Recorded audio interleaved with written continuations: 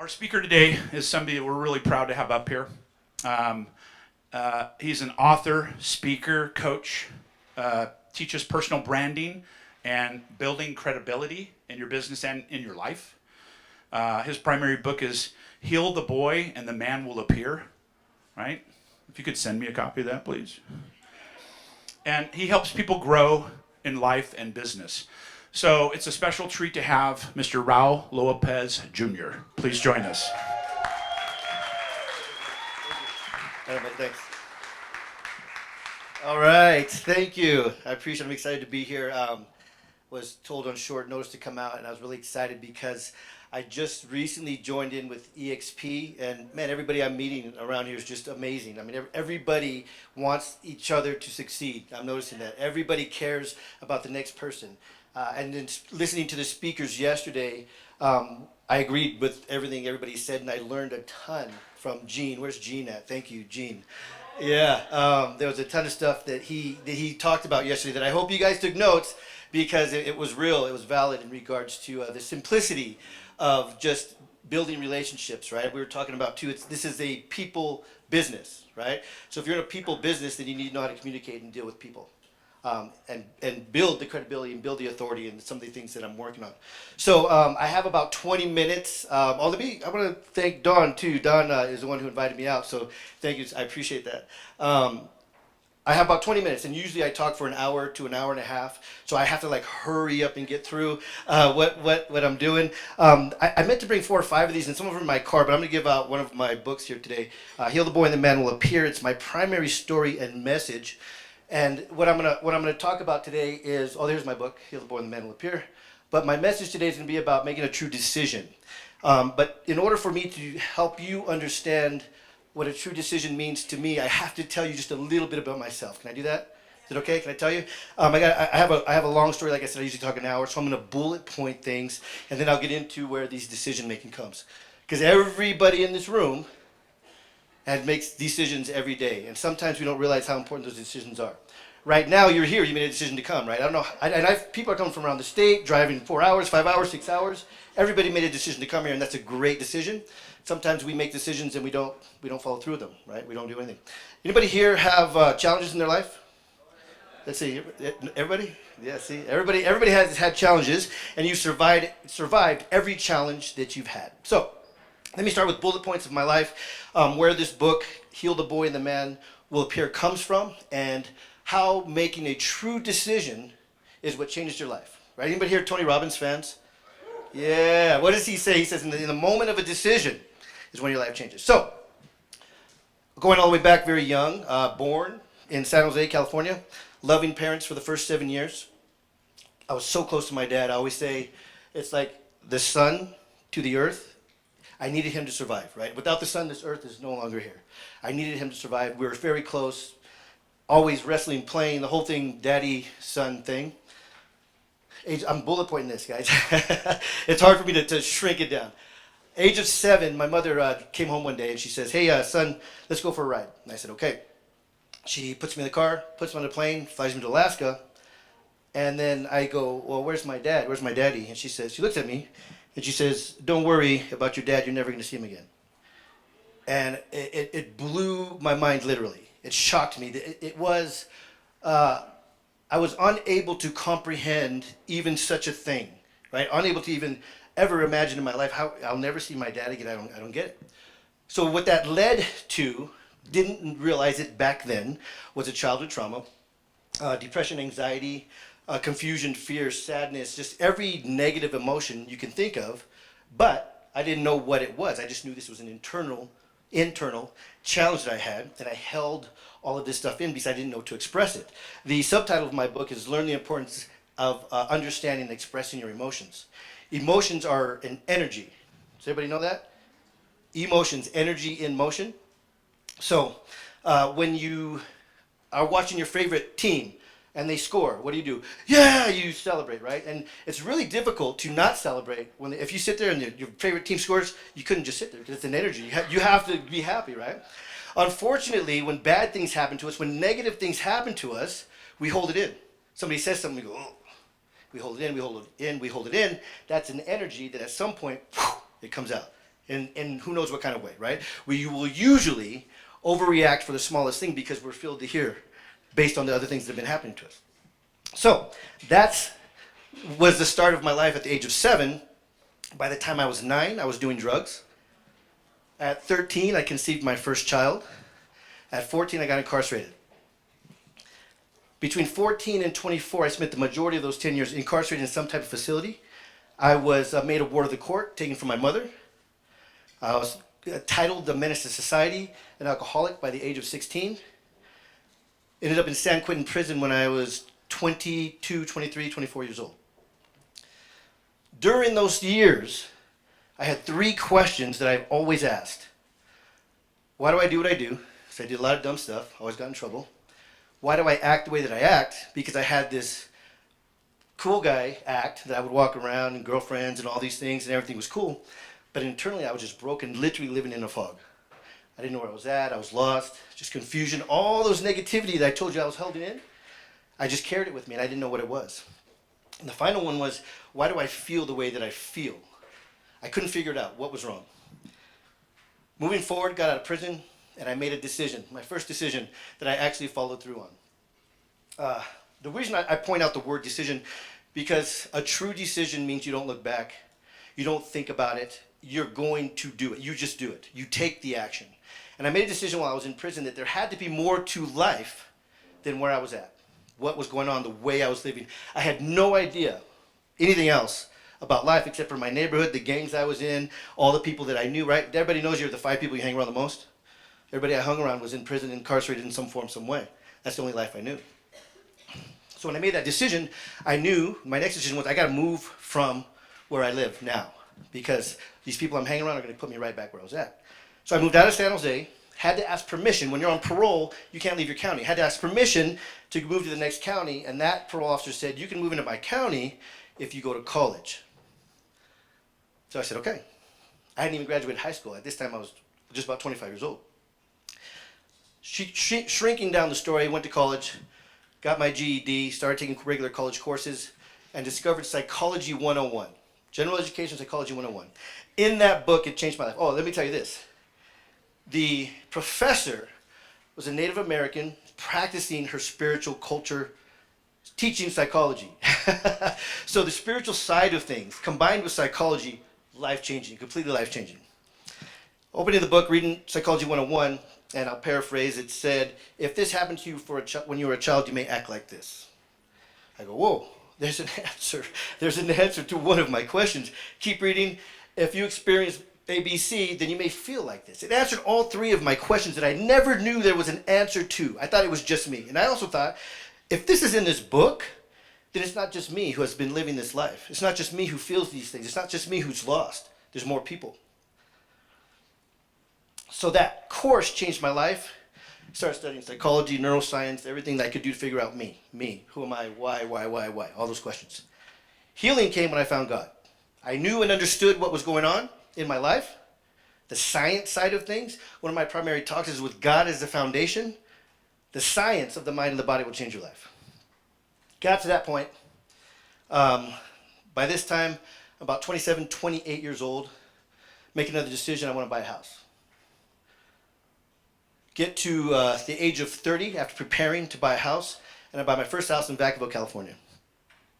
Bought this house right in 2000 is when the boom started. Does everybody remember that? All of a sudden, houses went from my house, I think I bought it for $175 at the time, and 6 months later, it was like worth $60,000 more than I bought it for. And I had no idea. I just knew we bought a house, but I didn't know anything about the real estate industry. So I was like, wow, houses go up in value? I didn't even know. They go up in value? You can like make money doing this. So I went to a seminar, okay? And I don't know if any of you know this. His name is James Smith. Has anybody ever heard of James Smith? He's like a real estate guru, taught a bunch of people how to invest in real estate. So I go to his seminar, and he's up there speaking, and he's just mesmerizing. This was before I ever got on any stage, before I started speaking, training, doing any of this stuff that I do. And he's up there, and I'm shocked, I'm mesmerized by this way he's talking, the things he's talking about, how much money he's making and how he can teach you to make money. And most importantly, like we were talking about earlier, I've had so many conversations here, helping other people, right? I put some up the other day. Your goal in life, your mission in life, your gift in life is to help people help people. Then it continues, right? So he's talking and he's sharing all these things about what you can do and how you can help people and how much money you can make. $3,000 program he sold. And I wanted it, man. I wanted it so bad. At that time, I'm 30 years old. I have a good job. I don't have the $3,000, right? I'm like, I don't got $3,000. And I'm at the seminar. I'm by myself, walking around, going, I want to buy this program. Didn't know what to do. Walked out. I walked out. I wasn't going to buy it. I walked out, and this guy, James Smith, just happened to be sitting outside. And I walked up to him with like a passion, and I was just like, hey, are you for real, man? Like, are you for real? I listened to you up there. Are you for real? And he was just like looking at me like, who is this guy? And there was another guy sitting with him. And I was like, is that for real? Because I want to buy that, but I don't have the money. I don't have the money, and I don't know how real estate works, but I know what you're talking about, and I like what you're talking about. And he just looked at me, and he goes, you know what? And he wrote down his phone number, and he handed it to me. And I was telling him about some of the stuff that I did. I worked with youth, and like after I got out of that lifestyle and changed my life, the first thing I did was go back into juvenile hall, start volunteering to help these kids not get to where I was. So I was telling him about that stuff. He's like, he gave me his phone number, and the guy sitting next to him said, that's really his phone number. And if he gave it to you, he's going to help you. And I said, okay. So that was my next decision. I bought a $3,000 program that I could not afford, and I had no idea what I was going to do with it. All I knew was I bought one house and it went up in value. That was it. So I call him the next day, and I'm thinking, this guy's not going to answer his phone. You know, he knows millions of people. He has millions of dollars. Why would he answer my call? So I call and he doesn't answer. And I leave him a message. I go, hey, James, this is Raul. We talked yesterday. Let's talk. I bought the program. You said you were going to help me. You got to help me. I hang up and I'm just like, man, this guy's not going to call me. 10 minutes later, he calls me back. He goes, hey, Raul. And I go, hey, you remember me? You talked to everybody. He goes, no, I remember you. He goes, I want you to do something. He says, do you trust me? And I go, I don't even know you. and he goes, but you bought the program. He says, so do you trust me? Do you know that I know what I'm doing? And I said, yeah, I believe you know what you're doing 100%. He goes, then just do what I tell you to do, and you'll make money. And I go, okay. Right? I knew nothing, but I knew he knew, right? How do we learn? How do we get better? We find somebody who wants to be, who is where we want to be. And we go and we follow them. We come to events like this and we meet people and we go, what are you doing? Oh yeah, I want to do that too. Because I know a lot of people here are producers, wonderful, but you're not recruiting, but you want to start recruiting. Well, there's a ton of recruiters here that can teach you how to recruit, right? So you're in the right place. So he gives me a phone number and he says, call this lady. First deal I ever did. He said, call this lady and tell her James Smith said, give you 2 properties. And what we were doing, we did was a condo conversion in South Carolina. I think it was Myrtle Beach over there. And so I call her up and I go, hey, I'm calling about the condo conversion projects. I want to get 2 of those. And she goes, oh, they're all sold out. And I said, well, James Smith said that you should give me 2 of those. And she's like, well, they're all sold out. And I go, well, James Smith said you should give me 2 of those. And she didn't believe me because she goes, James Smith, like the tone, James Smith said he told you that I should give you 2 of these. I go, yes. So she goes, I'll call you right back. And I go, okay. So obviously she called James, right? She calls me back and she goes, hey, all right, I got 2 of these deals for you. And I go, you just told me you were sold out like 10 times and now you got these 2 deals, right? So I go, okay. I take the 2 deals. Long story short, I made $140,000 in those deals in the next, I think it was about 4 months. Never done real estate in my life. I did what he told me to do because he knew what he was doing. That was it. You don't have to know the entire path, the entire map to get where you want to be. You just have to have a goal. You have to know you want it. You have to make a true decision, and you have to go after it. And your life will change. There are people in this room that will change your life. As far as I know, the majority of everybody in here, at least yesterday in the leadership meeting, are successful real estate industry in the industry. I know we got a lot of new company here today. Everybody's welcome to everybody.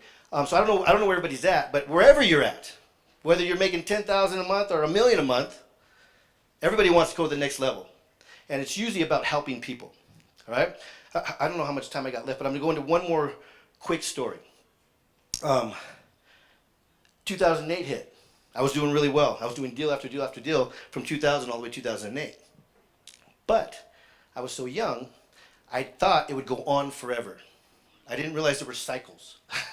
Right? We're in a cycle right now. It's happening right now, right? 10 years of strong industry. I didn't realize there were cycles. And a couple of people, much older than me, well, probably younger than I am now, but were much older than me back then, said, hey, Raul, you got to be careful. You got a lot of good stuff going on here, but you're over-leveraging now, right? Everybody knows what leveraging is. You're over-leveraging now. You got to be careful. So I said, Screw you. I'll do whatever I want. I'm going to do whatever I want. I know everything. I got all this money now. I can do all these things now. And I didn't listen. 2008 hit. Boom. And everybody knows, well, whoever was in the industry back then knows what happened. It was literally overnight. Houses were selling in hours. Houses were selling in one day. I had properties on the market. They didn't sell in 6 days. And I was going, 6 days, what's happening? I don't understand what's going on. And then 30 days, and then 60 days, and then the prices are dropping, and all of a sudden the investors are coming out. And I'm an investor, so I know how they work, how we work. So they're coming out and they're going, hey, I like your house, I'll give you full price for it. And then a week later, hey, you know what, I want 10 grand for this, and I want 5 grand for that, and they just start pounding me down, right? Ended up losing everything like a lot of people. And this is where the mindset comes in, right? We talked about true decisions and making them, and you're here, you need to continue to make a true decision. When you make a decision, you don't look back. When you make a decision, you go forward. You have to take it from your mind into your heart. As a man thinketh in his heart. You know, anybody know where that comes from? Where does it come from? The Bible. Perfect answer. Everybody, people usually say the book or Napoleon Hill or stuff like that. Because they repeat it. I don't know if you know this, and I'm assuming a lot of you do. If you study self-development, most of self-development comes from the Bible originally. Most of self-development comes from the Bible. So in the Bible it says, as a man thinketh in his heart, so is he. To me, that means get out of your head, right? Get out of your head and get into here. Get into your heart. You have to believe something in your heart. You got to be able to picture that you're there, that you have it, and you will receive it. As a man thinketh in his heart, so is he. All right. You got 5 minutes. I'm going to hurry. 2008 hit. I lost everything. Anybody lose anything in 2008? Okay. I lose everything. I'm depressed. I'm broken. I'm sitting in this fog. I'm listening to what the media is talking about. And I'm listening. Pay attention. I'm listening to what the media is telling me back then. I don't know if I should say this. You know the media is full of malarkey? You know that? I'm listening. I was listening. I didn't understand at the time. I was listening to what the media was telling me. And the media was telling me I'm broke. There's nothing I can do. I'm going to lose everything I have. And I said, oh, okay. Oh, yeah, okay. The zombie. Okay, yeah. I just listened. And I went into depression and I gave up everything I had. I didn't have to.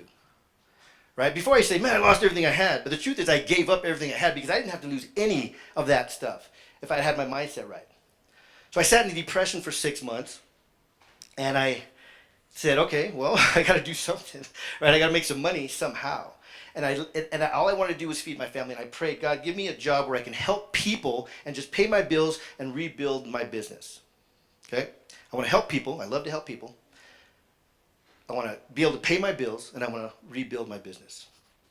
I went from the status like a lot of us had, some of us have now, of 7 figures in the bank to 0 in the bank and 0 properties.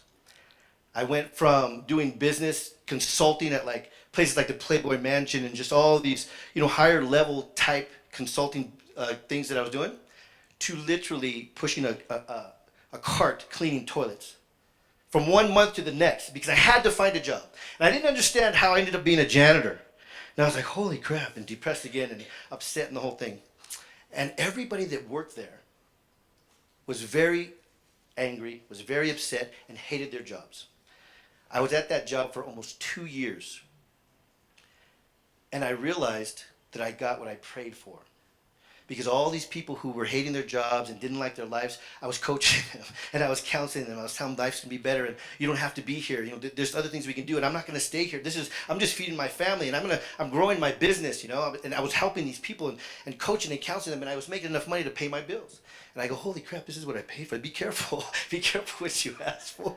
Be careful what you ask for because sometimes when you get it, you don't even realize you got it. You go, what happened? This is not what I wanted. But that's exactly what I prayed for. Enough money to pay my bills and to help people, and that's what I was doing. The second I realized that in my heart, that I was in the place I asked to be, everything changed. Boom. My business, everything started blowing up. I started getting phone calls just out of nowhere. The mindset portion of that is I went from listening to the news to making a decision and saying I have to do better. I do not allow anybody to create my economy. I create my own economy. It's coming right now. Some of you guys are very successful and you have teams and your teams may be struggling. If your team struggle, are you going to struggle? It's going to happen, right? I mean, we're used to making this much money and then all of a sudden we're going to make this much. And that might still be good for where you're at. But that means the people that are on your teams are not doing so well. So we have to help our teams understand that we can create our own economy. Personal branding, making sure that you're seen as the expert in your industry, right? Building the credibility, right? I don't have, if I Google your name, you don't have to answer, but if I Google your name, do you come up as the expert in your industry? That's the key, right? Because these days I know, whenever I get on a Zoom call with anybody and I start to tell them a scheduled Zoom call, and I start to tell them a little bit about me, they go, I know, I Googled you. All the time they say that, I know I Googled you. So if somebody Googles your name and you don't come up as the expert in your industry, you need to work on that. That's why I teach personal brand. Excuse me. The story I told you in the beginning, I got to close out here. Making a true decision, you don't look back. Right? I have a mentor of mine. He made a decision. He was 40 pounds overweight, and I think he's in his late 60s. And he said, if I don't lose my weight, I may not live that long. He made a decision, and I saw on a Zoom call, his wife brought a piece of pie in and sat next to him. And she's eating the pie. He wanted to lose weight. And somebody on the Zoom call said, hey, man, you can eat some of that pie. And he's all, no. He said, are you tempted? No. Why not? He goes, I made a decision not to. I'm not even thinking about it. I made a true decision. Right? We make a true decision, and we move forward. And we don't allow anything to even get us off of that track. We create our own economies. We create our own lives. Don't let anybody tell you you cannot be successful. I don't care what the current economy is looking like. You can be successful. Brand yourself. Build the credibility. Get yourself out there. All right? I think I'm about out of time. I do want to give out this book. So if anybody knows somebody, if anybody has somebody that has had challenges in their life and needs help overcoming trauma, I'd love to give you or this book for them or for yourselves. Do you want that book? It's for you. I got a few more. I'll get a few more out there. Okay? Thank you. Appreciate it.